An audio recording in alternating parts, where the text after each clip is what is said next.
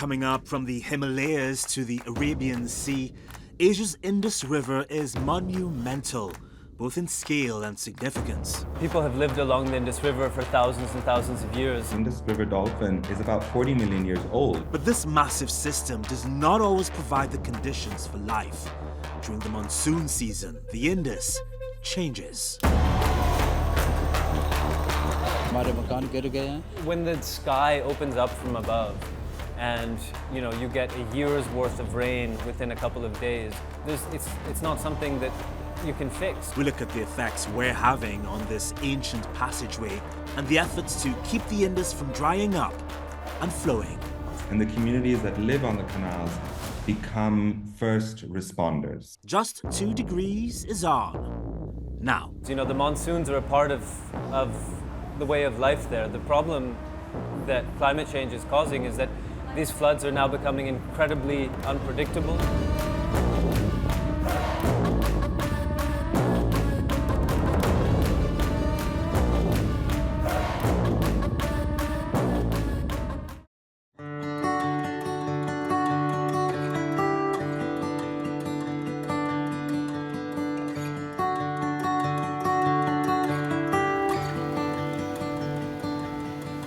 Back in 2022, there was so much rain and flooding in Pakistan during the monsoon season.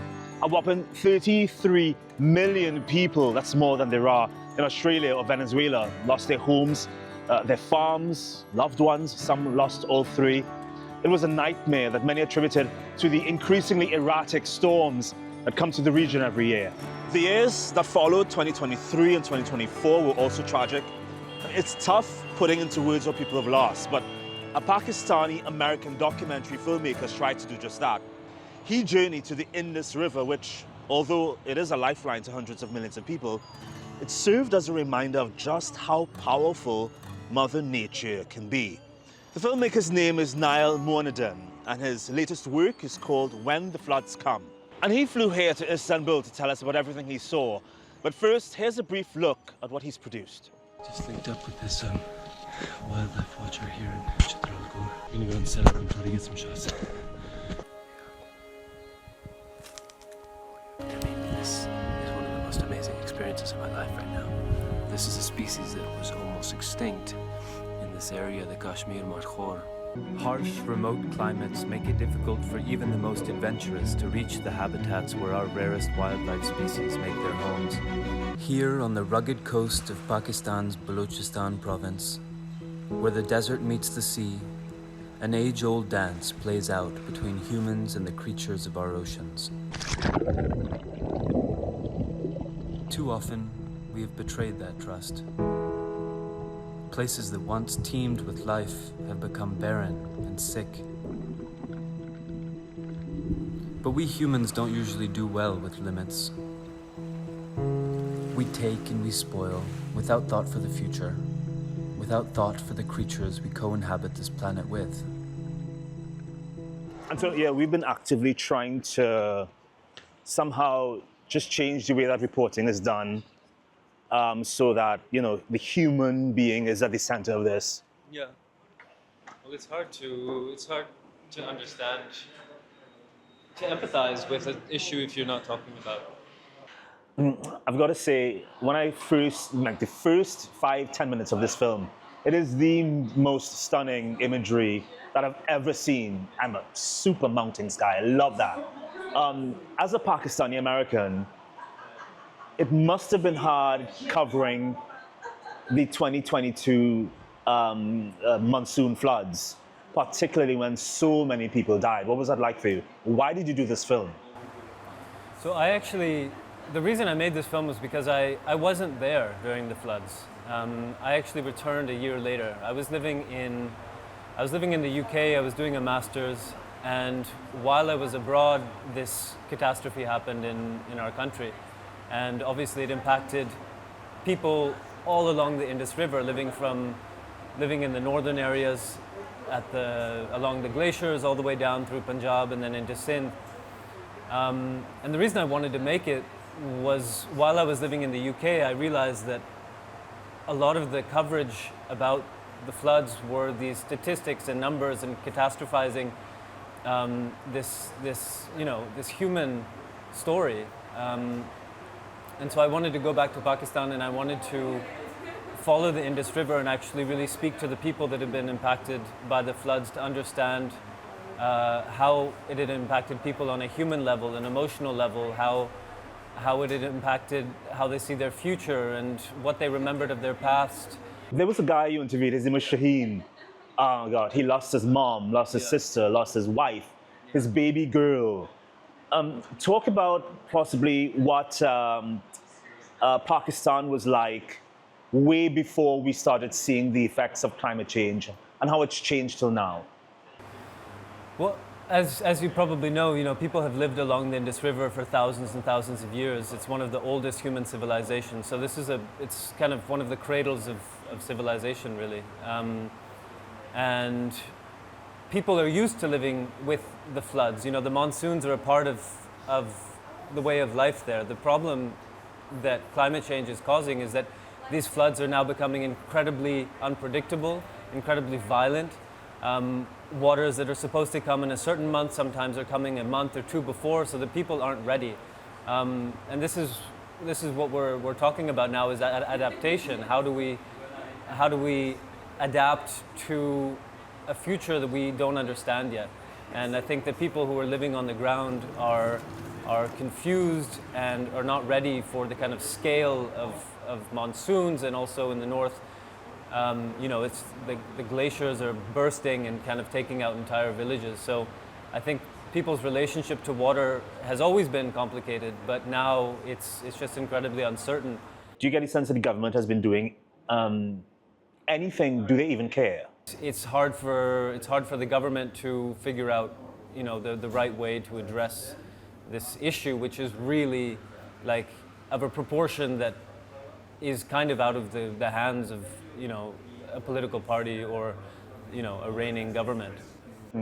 You also visited Jacobabad, which you said was one of the hottest places on the planet. What's life like in that city, and how do you see the effects of climate change there? I had never experienced that kind of heat.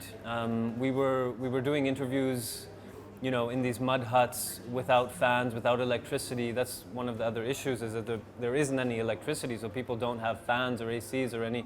People are Well, not throughout the entire city, you mean? In areas that you visited? Well, there's a lot of load shedding, so access to energy is distributed differently in different parts of the city, but where we were filming, there was pretty much no electricity, grid electricity. They were using solar power, but the heat is just unimaginable. It's so intense that you really can't do anything. You can't work. You just have to sit and wait for the day to end. And people are dying of heat stroke, and it's getting to the kind of temperatures where human life becomes intolerable or impossible. This question is very naive of me because I've never visited Pakistan. But why do you think, say, the forces that be don't invest as much in other cities where the conditions are so obvious, so tangible, so much different to the major cities? It's a good question. There are 4 provinces in Pakistan, and Sindh is the second to poorest. Balochistan is the largest province and has actually access to the least resources. It's not just a matter of resource allocation or money. These are kind of issues that different proportion. People who are living out in rural areas, when the sky opens up from above and you get a year's worth of rain within a couple of days, it's not something that you can fix or something that you can do. You need to completely reconsider how people live in those places, and it's hard to imagine a solution, actually. I've been thinking about it a lot of, what is the future of Pakistan? The people living along this river, the people of the Indus River, what are they going to do in the next 100 years? The population of Pakistan is supposed to double before the end of the century. And when you think about the conditions of life for most of the people living in this country already, when you think of the fact that the population is going to be doubled and the resources probably reduced, it's hard to imagine what, how we're going to deal with this in a way that preserves human life and dignity. But I'm not too sure if it was intentional or not, but you started this documentary with the faces of mature, some elderly people. Yeah. Throughout the documentary, you pay a lot of attention to kids, their way of life, the fact that they still do things, they jump into the canals, something that people there have done for eons. And you end the documentary, I don't want to give too much of it away, but you end the documentary with a montage of these beautiful, smiling, hopeful, dare I say, faces of young people, most of them beneath the age of 12. I got the impression that you were suggesting that whatever happens to Pakistan will depend on those young people. How long do you think it would take Pakistan, based on the age of those people that you filmed in the documentary, to bring Pakistan to a place where these floods are no longer the threat that it is today? The documentary, the way that I see Pakistan is really through, I grew up there as a kid, and so I kind of still see it through the eyes of a kid, and a majority of the country are children. And so it really is a country of children and will be inherited by the children. And the way that we're changing the world with carbon emissions and with our ways of life globally and in the global north particularly are impacting these children. And they will bear the brunt of those costs. What are you anticipating will happen in 2025? That's one of the things about climate change in the area. These intense temperatures cause uncertainty. So some years we may get less rain. Some years we, in certain areas it might be colder. There might be higher snowfall in the But are more people going to die? It's hard to think about that, but yeah, I think the future of Pakistan, and for 2025, 2024 was the hottest year globally on record and in Pakistan as well. And as we go into this new year, there's nothing to show that, things are changing or getting cooler. And I think we're on track for another hot year, which is going to obviously impact the melting of the glaciers and the intensity of the monsoons, which will ultimately have an impact on the people living along the river.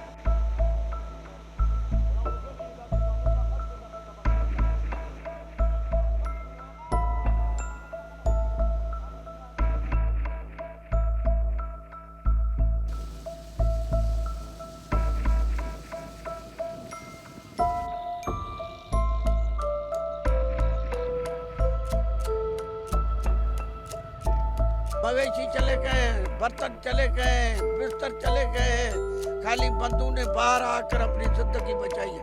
कि ये मेरा मकान था, ये सामने दिखा रहे हैं, तो ये सारा मकान मेरा इस तरह सारी जिंदगी की जमा पूंजी मेरी थी जो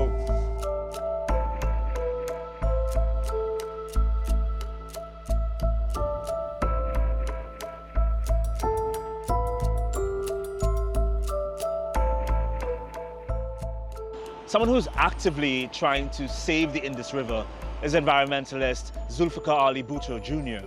He's founder of the NGO Bulhan Bachao, or Save the Dolphins. He and his team at this NGO are raising awareness about how our actions are harming and changing the Indus River and the wildlife it supports. It is really a pleasure meeting you. It's always a pleasure meeting people who engage in conservation efforts. I'm guessing the world as a whole doesn't know much about the Indus dolphin. Why is it in danger? One of the things that makes it endangered is the Pakistan's very complex and large system of dams, barrages, and canal irrigation systems. But when the dolphin goes into these canals and it goes into areas where dolphins are not part of the common mythology of the area, people do fear them, and it does happen that they do kill them in fear, because maybe they'll see a dolphin once every 5 years or once every 10 years or once every 3 years. And these are farming communities. These are not, strictly speaking, fishing communities. How exactly do these dams threaten the dolphins? These canals inundate in the summer in high water volume months, and the dolphins go into these canals, which are meant to irrigate crops and farms. And so when they get stuck in these canals, there's a few things that happen. When the water dries, which it does in the winter during low water periods, they are victim to the elements. And dolphins can breathe oxygen, but they don't have melanin, for example, so they can burn in the sun. And they don't have the ability to shelter themselves from draft. So those two things can kill them. Another thing is that people draw their nets in canals to catch fish that do things as the dolphins. And dolphins are oxygen-breathing animals, so if they get stuck in a net and they're underwater, if they don't come up for oxygen after 3 minutes, they will die, likely within 4 or 5 minutes. I don't know if you've seen a picture of an Indus dolphin, but it does look a bit strange. It has a very large melon head with what looks like no perceivable eye, because they're blind and they've evolved without retinas. So they rely on a very complex, highly developed echolocation system. And they have these very long snouts with very visible teeth. They're a prehistoric animal. We have to remember that the Indus River dolphin is about 40 million years old. It's about almost the same age as the Indus River. In fact, dolphins and whales evolved from Pakistan, from the Potwar Plateau, which used to be called the Tethys Sea. So it is, in a way, a proto-dolphin. It is the dolphin before the dolphin, which is why it has an almost alien dinosaur kind of look, which some people shy away from when they make the Indus River dolphin, for example, in drawings. They try and make a cartoonish, flipper, American Hollywood style dolphin, because it's more aesthetically pleasing than this long snouted dinosaur. But I think that's what makes our dolphin special. That's a beauty in itself. Yeah, I've seen a few photographs. The teeth are impressive for a dolphin. It's absolutely beautiful, including the color. I know you have been doing a lot of work. You've laid out quite a few issues or problems or challenges that there are for these dolphins to survive. Firstly, can you give me a sense of how many dolphins there were before the expansion of humans in the area? And secondly, what does your organization do to help? So just in terms of the data about the population of the dolphin, so Dr. Jill Brolick did a research into the historic range of the Indus River dolphin. She's a Scottish scientist, comes to Pakistan very regularly. And in her paper, she quoted a British zoologist in 1879 called James or John Anderson. And he did the first ever census of the Indus River dolphin, and he approximated that there were 10,000 in the range from the Himalayas, from the foothills of the Himalayas, till the meeting of the Indus River with the sea And that dolphins, for Pakistanis, this will be very shocking to hear, but there was a time that you could stand on the ramparts of the Lahore fort and see dolphins in the Ravi. So they were present not only in the mainstream of the Indus, like they are today, but also in all of its tributaries and over a very wide range. Over the years, as the dams and barrages, and there's a very clear relationship between the dams and the barrages and the dolphin. It's an undeniable relationships. You know, from 1879 was actually when the first barrage was built on the Ravi River. And the dolphin population soon disappeared from Punjab, from the other rivers that joined the Indus by about the 1940s or 1950s. Then in the 30s, 40s, 50s, 60s, barrages were built on the mainstream of the Indus.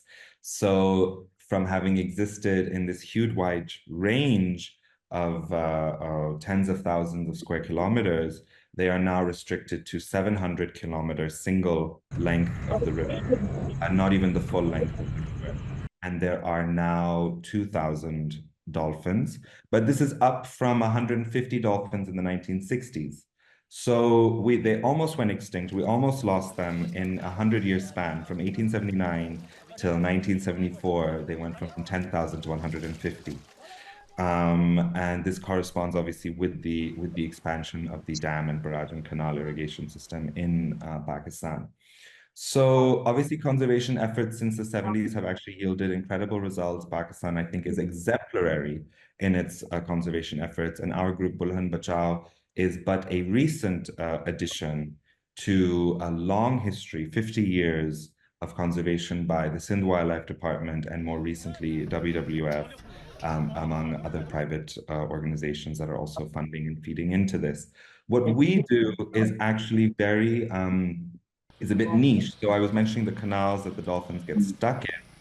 It is, you know, their main threat is the canals, and the communities that live on the canals become first responders, right? If you see a dolphin, they have the choice to save this life and potentially propagate the species further, or end the life and potentially end even more lives that could have been propagated if this dolphin was saved. And in a population of 2,000, saving one is huge, or killing one also is a big deal. So we go to these communities and we show a movie, a Sindhi language movie about the Indus River dolphin, its anatomy, why it's not dangerous, why it's also, we bring a little bit of religion in, that Islam teaches people not to harm living things, and that in fact you can get spiritual reward for saving a dolphin. Our tagline, which was developed actually by my mentor, Hussein Bakhsh Bhagat, was Bulhan ke bachayo sawab kamayo, which means save a dolphin and earn spiritual reward.